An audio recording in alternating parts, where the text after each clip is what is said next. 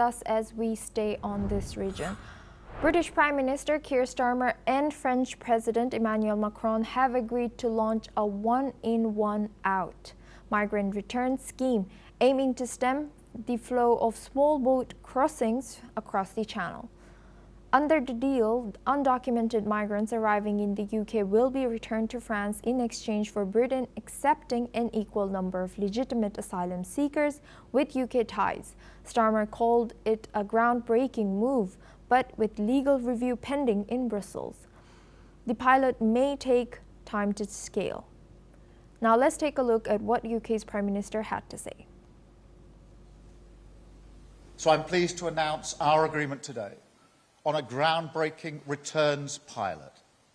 For the very first time, migrants arriving via small boat will be detained and returned to France in short order. In exchange for every return, a different individual will be allowed to come here via a safe route, controlled and legal. While Macron voiced skepticism over Brexit effectiveness in tackling illegal migration, Starmer promised an unprecedented nationwide crackdown on illegal working to undercut pull factors. Both leaders also reaffirmed support for Ukraine, announcing that Paris will host a new coalition of the willing headquarters to help rebuild Ukraine's military post-ceasefire, with London set to take over next year. In a call with U.S. envoy Keith Kellogg, Starmer said the time had come to pressure Russia into peace talks. The UK and France also pledged joint purchases of Storm Shadow missiles and deeper nuclear cooperation, including coordination of their national deterrents. The agreements follow Macron's high-profile state visit, filled with symbolism and strategic intent to revive post-Brexit ties. Let's have a look at what the French president has said. Comprendre que depuis le Brexit, et je le dis aussi avec honnêteté parce que je sais que ce n'est pas votre cas, Monsieur le Premier ministre, mais beaucoup de gens dans votre pays ont expliqué que le Brexit permettrait de lutter plus efficacement contre l'immigration clandestine. Simplement, c'est depuis le Brexit que le Royaume-Uni n'a plus aucun accord migratoire avec l'Union européenne. En effet, il n'existe donc, pour les candidats à la traversée, ni voie d'admission légale alternative, ni dispositif de réadmission à l'issue d'une traversée. Et la situation actuelle crée en réalité une incitation à réaliser la traversée. C'est donc l'exact inverse de ce qu'avaient proposé, plutôt promis, les Brexiteurs. Now we go back to our discussion with our guest, Peter Baum. Peter, thank you for staying with us.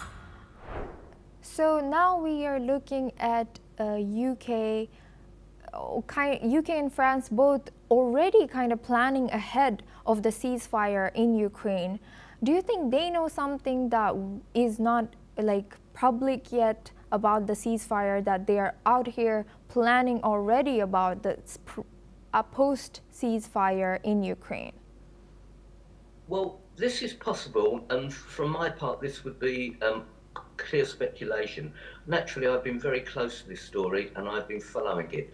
But I must admit, when it comes to Ukraine, rather like the Middle East, the Trump administration is almost bypassing the European Union, who have been Ukraine's major supporters.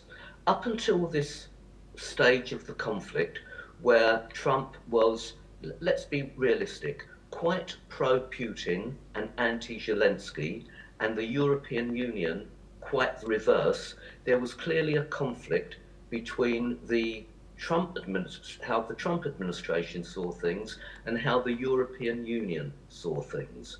Now, because of this very latest developments, it seems that the Trump administration are now more on side with the European Union, and France is the major leader in this pro-Zelensky collective.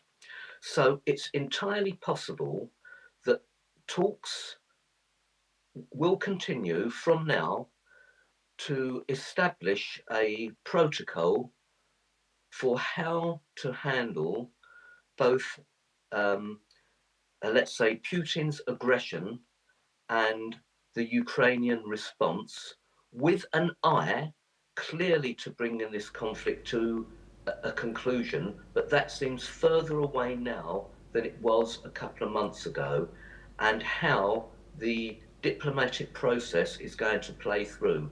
The United Nations seems to me to be entirely split on this as well. There's obviously a very pro-Russian lobby supported by China in this conflict. I think we were on this programme not so long ago when the Chinese foreign minister said, we cannot afford to let Russia lose this war. And clearly there's a pro-EU bloc in the Western world that is taking a very dissimilar view. So in terms of how these negotiations between Ukraine's allies are going, and indeed between amongst Russia's allies are going, is very unclear at the moment, and I fear further more destabilisation military and politically in the weeks ahead.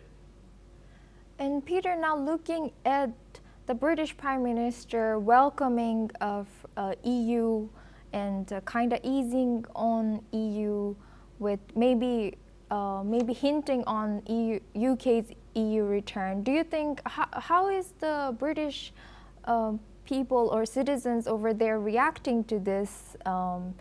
Maybe are they happy about it? Are they open to joining EU again? Are they happy about the France and UK's relationships going strong? This is very, very interesting, and as you can imagine, I'm completely on top of this situation. We've recently had a state visit by President Macron, and all the pomp and ceremony, again, as you can imagine, has been done typically well by the British. But almost every national newspaper, apart from the most pro-Starmer newspapers, and even they are taking an un-Starmer view, have been scathing in how the British Prime Minister has caved in to the French requirements regarding the small boat crisis and what it means for the British public vis-a-vis the EU. And I would say that the British public, when it comes to the EU, if there were another referendum now, would probably vote to rejoin, although the margin as to when we came out of the EU would be very small. On balance, I think if there were a referendum, it would be a vote for yes. But what the British public is almost certainly united on is its animosity towards President Macron of France and how he is mocking this current Labour government. Bear in mind, we give the French government £1 billion to help them stop the flow of migrants crossing the English Channel. yes, Peter, I would like to push you on that. Is this one in, one out migrant return scheme, do you think it's feasible between the UK and France? Is this sustainable according to you? It's an absolute absurdity. Just imagine this, one illegal migrant fleeing a war zone coming into the country to be returned to France in return for one person who has gone through all the documentation to get in legally.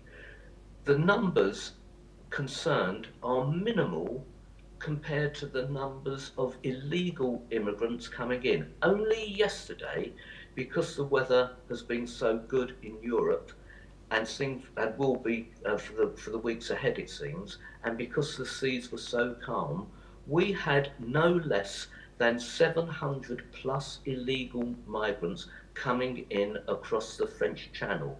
All of those the French are committed to stop by the amount of money we, the British public, the British taxpayer I should say, are given to the French in order to help them stop the flow of migrants. And yet day after day we see numbers continue to rise, and this happens every time when the weather is good and the seas are calm. I'm afraid Keir Starmer has been made to look very foolish by President Macron of France, and the British public are aware of this. This may be, in fact, one reason why, if there were, going back to your previous question, why there would be, if we wanted to rejoin the EU, which I don't think we will, in fact, but we will, our ties will be closer to them. I think Macron would be one reason why the vote to stay out would remain so high.